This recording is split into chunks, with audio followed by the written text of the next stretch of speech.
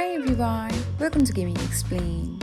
Today in this video, I'm going to guide you through how you can turn on sound effects on Ninja Must-Die. So let's get started. First of all, open the Ninja Must-Die app on your device. Now tap on the gear button. Next, tap on the off button just beside sound effects. Now the off will change into on. And that's it. This is how you can turn on sound effects on Ninja Must-Die.